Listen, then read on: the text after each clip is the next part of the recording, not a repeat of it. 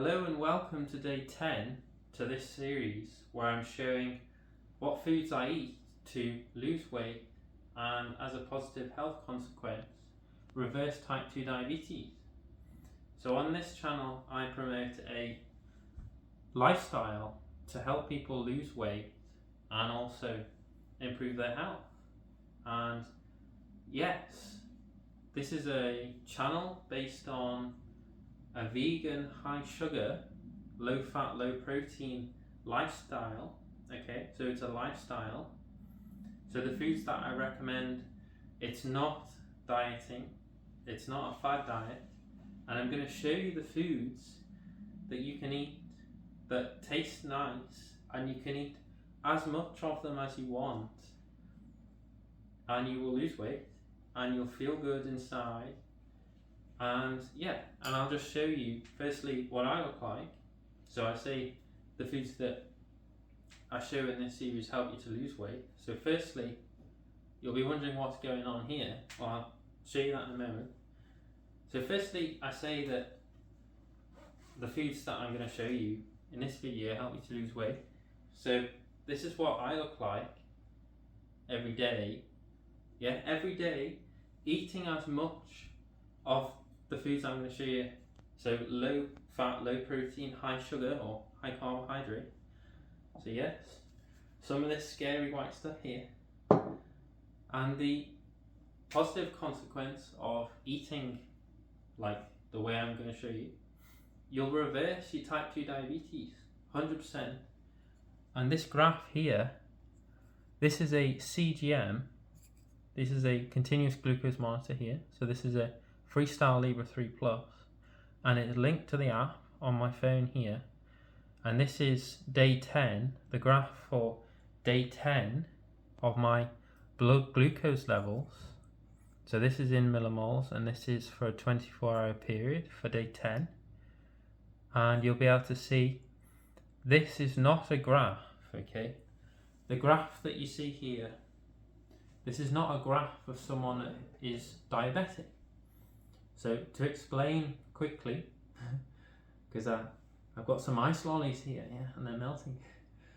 So type 2 diabetes is caused by excess dietary fat, and this excess dietary fat paralyzes insulin, and that means that the sugar that you should be taking in from, so the reason why we eat is to raise our blood glucose levels, because every cell in the human body runs on sugar to produce ATP. And the normal process, okay, in a healthy person, so like the lifestyle I promote, so anyone can be like me, because I'm a normal human being, okay? So if you eat, you decrease your fat intake and your protein intake, and you eat high carbohydrate, vegan, I recommend vegan, then your insulin will be able to, so if you have type 2 or maybe you're pre-diabetic, you'll be able to make your insulin work more effectively. You'll be able to increase your insulin sensitivity, decrease your insulin resistance, and therefore you won't have elevated blood glucose levels. So if you're diabetic, during this fasting period here where I was sleeping and I wasn't eating, after you've last eaten, you would find that your blood glucose levels would remain high, and generally you would see continuously elevated levels of blood glucose, whereas mine are not, because I'm sensitive to insulin. And when insulin is paralyzed in type 2 diabetics, sugar remains high in the blood because it's not being removed by insulin, i.e. sugar remains in the bloodstream and therefore doesn't go into the cells where it's needed to produce ATP. And yes, you can produce ATP when fats and proteins are turned into sugar, but the negative health consequences of excess dietary fat and excess protein lead to obesity, and most people live in the Western world, or in America, the standard Western diet, live on a high fat, high protein, and non-vegan lifestyle, and the foremost chronic disease is heart disease. Okay, so this affects This is the chronic disease that affects most people. And diabetes, also another chronic disease, as it's called in medical literature. Supposedly there's no cure for type 2 diabetes, whereas all you need to do is make a simple lifestyle change to a vegan, high carbohydrate, low fat, low protein diet, and you'll be able to see no, sugar doesn't cause diabetes, excess dietary fat does. And the reason why I'm making these videos, so this is day 10 and I get about 2 weeks on this sensor, is to be transparent. So I don't want to eat a diet that will destroy my health, and therefore if I recommend what I call the Homer Simpson diet, so the standard Western diet is the Homer Simpson diet, which is high fat, high protein, lots of animal products, so milk, eggs, bacon, steak, fish, these sorts of foods. And no, these foods aren't getting blamed. It's the foods that I'm about to show you. So this is the evidence here to show that no, I'm not becoming diabetic. I'm not diabetic, and I'm not type 1 diabetic or type 2 or type 1.5, okay?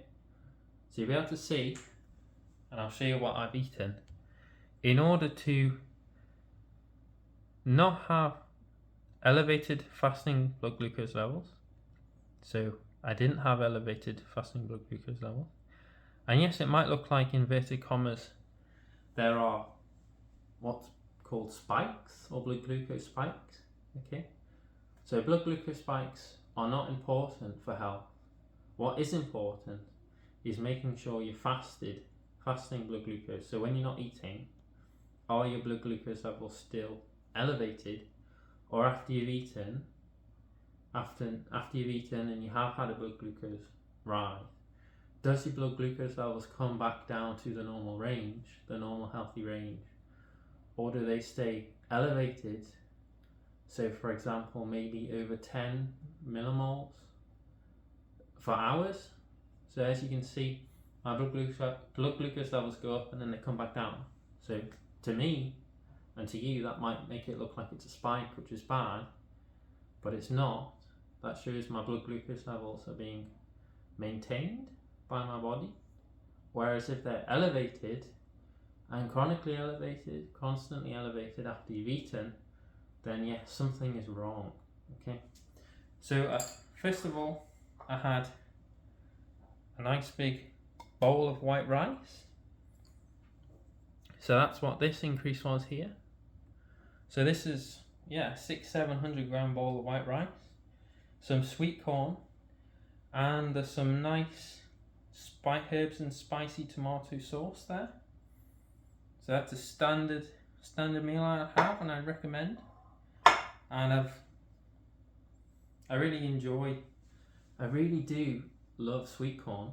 I really do love herbs and spices, and that's why this channel, Life Bites, Bananas and Spice, it's about adding spice, okay, to every day, literally through the food, but also it's about the lifestyle, okay, and the mentality. So I don't advocate for necessarily being boring food. I think this is fairly easy stuff to make, but yeah, the spice of life is about enjoying life and enjoying what you're doing. So through adventuring through the foods that I recommend, literally the adventure of finding foods that you enjoy every day. And also the second part here, so after this initial blood glucose rise here, this next bit, so after the morning and into the afternoon, I went for a nice bike ride. So that's right. I also recommend cycling. So cycling for weight loss. Cycling for weight loss, and exercise or having fun moving your body helps you regulate your blood glucose, because you don't even need insulin, okay, when you're exercising. And I recommend cycling because that also gives you your freedom and adventure.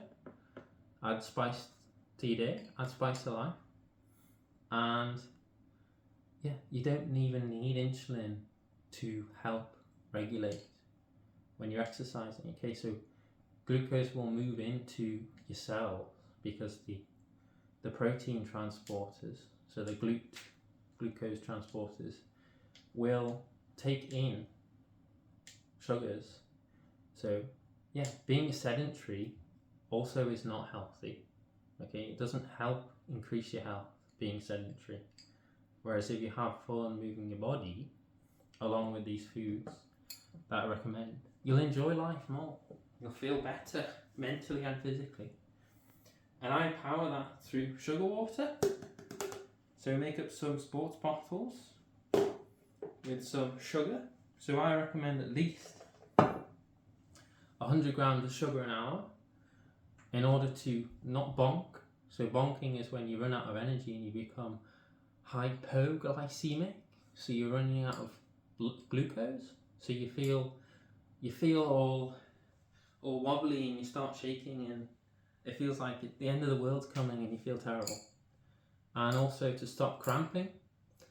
So if you have some level of fitness, so you don't just go out and do a 100-mile bike ride, if you have at least a respectable baseline level of fitness, and then you are always having at least 100 grams of sugar an hour, you will, I would say, I can't guarantee 100% that you won't cramp, but you probably, for me, I haven't cramped in years, 100 grams an hour.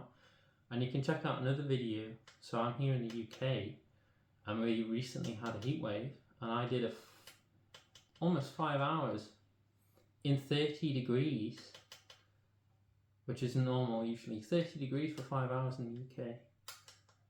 Fueling on at least 100 grams of sugar an hour plus a lot of water. And I didn't cramp. And I didn't add salt or extra electrolytes, okay? So I don't recommend adding extra salt and electrolytes to, well, your daily routine in any way, whether that's through pills or adding it to your water. So even if you add salt to your water while you're exercising, guess what will happen? You'll still cramp, okay? So think about sugar, at least 100 grams of sugar an hour. And this is the best way to minimize. So the fitter you're getting as well, if you start cycling with the foods that I'm recommending, the more fitter you get and also fueling properly,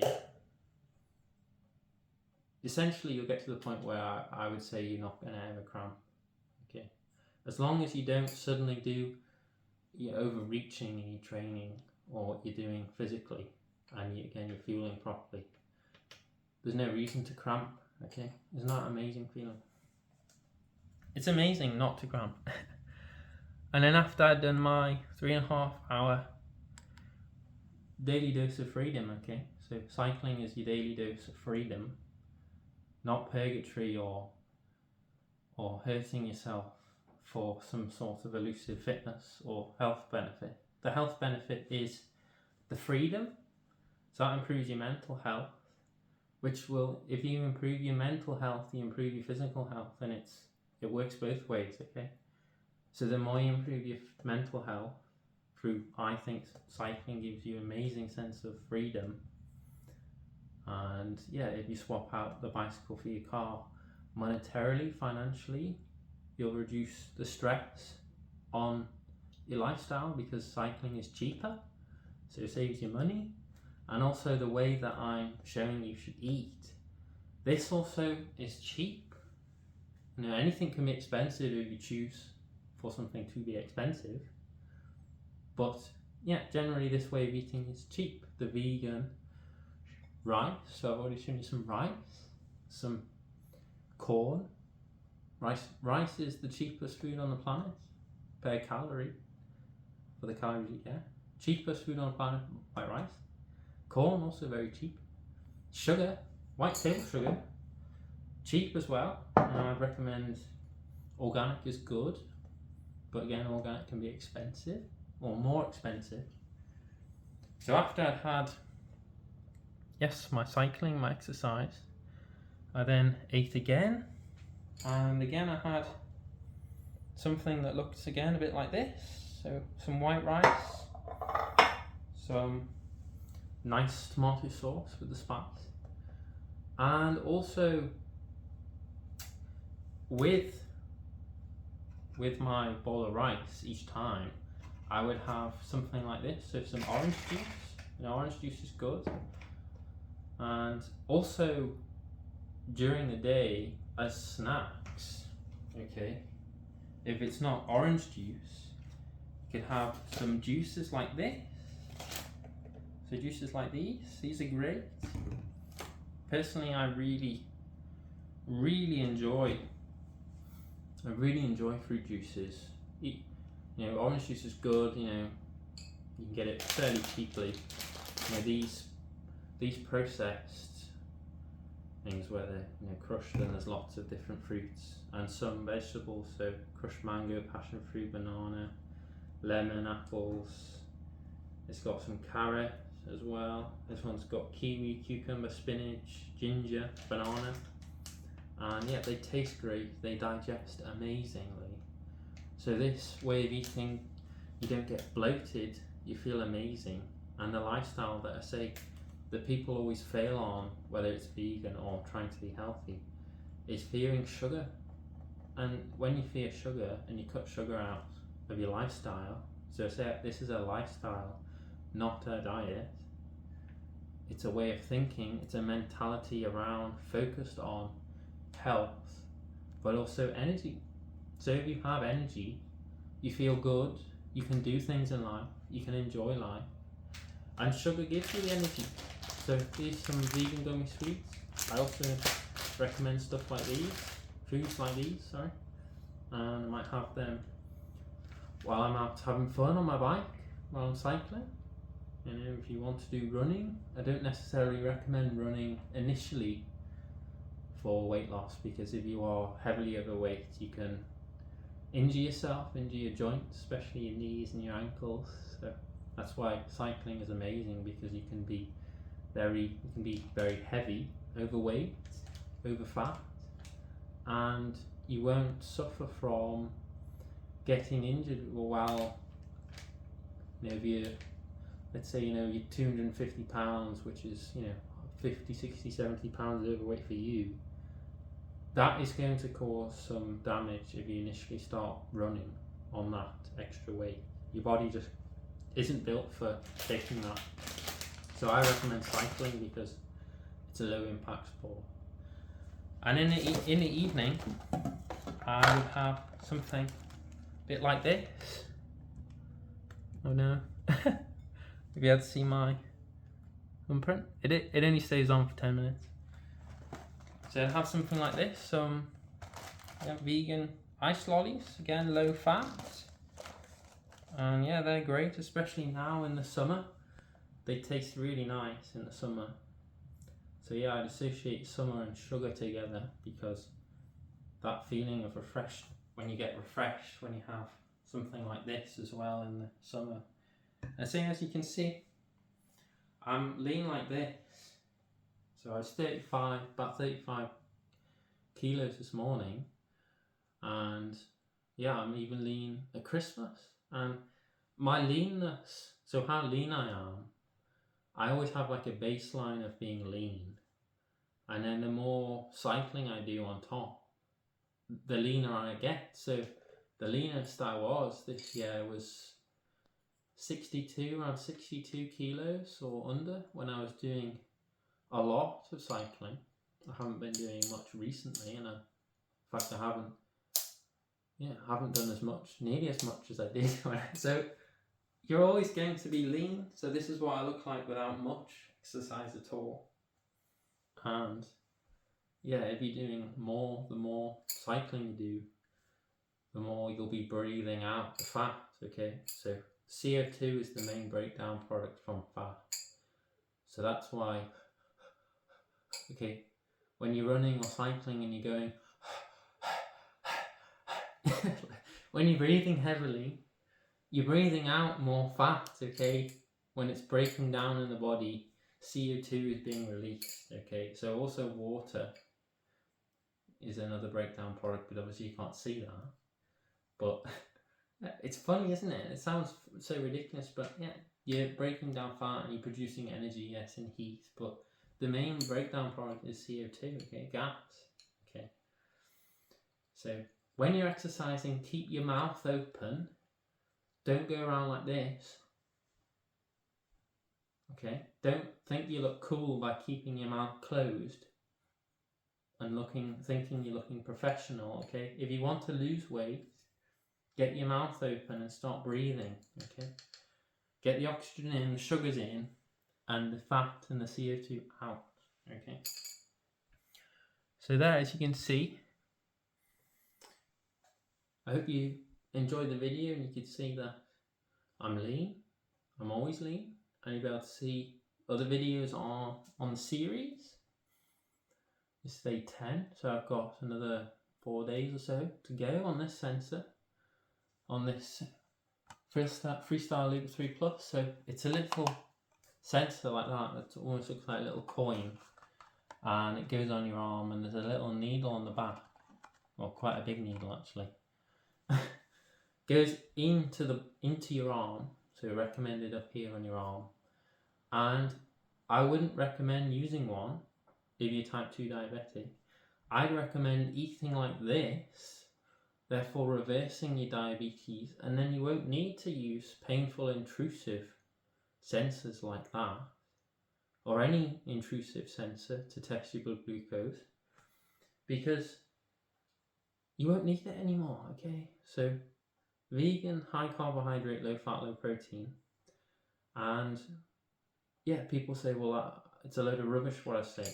Well, as you can see, I'm lean, and I don't starve myself lean. I eat as much of these foods as I recommend, which is unlimited.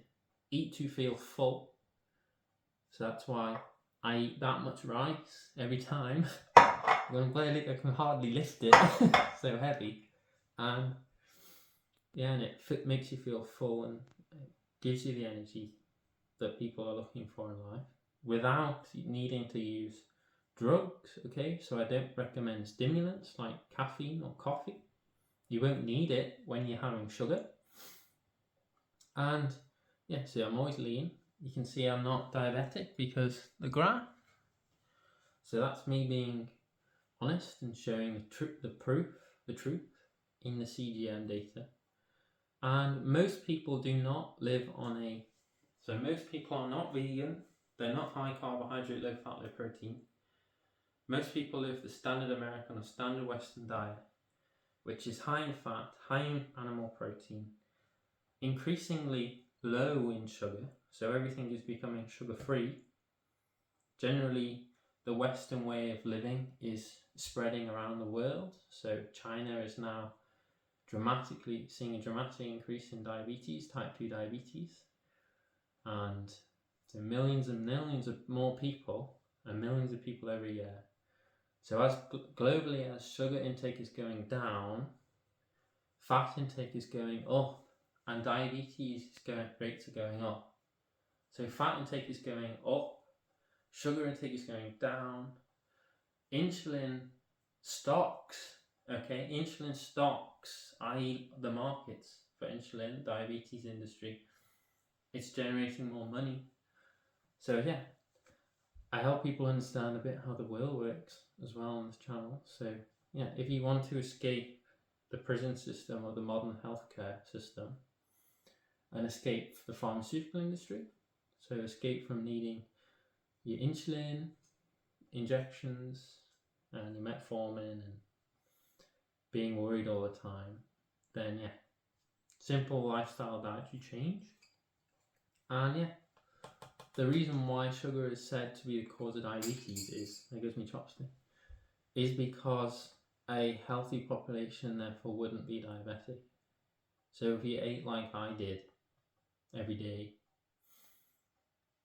there wouldn't be any type 2 diabetics, and that wouldn't make any money for the diabetes, for the pharmaceutical industry. Okay, so that's why you don't see this as a mainstream message. And no, this isn't a fad diet or whatever word you want to use. This is just the reality, the horrors of reality, unfortunately. But I hope you enjoyed the video, and you'll be able to check out other videos on the channel where I show where I go on amazing adventures in the UK to see the beautiful countryside and nature of the UK, fueling it on feeling full of energy and free. So the bicycle gives you freedom, this lifestyle gives you freedom, the car and the standard Western diet are the prison system, okay? So this is the key to unlocking your prison cell. So like and subscribe, and thank you for your time, and I'll see you in the next one. Ciao.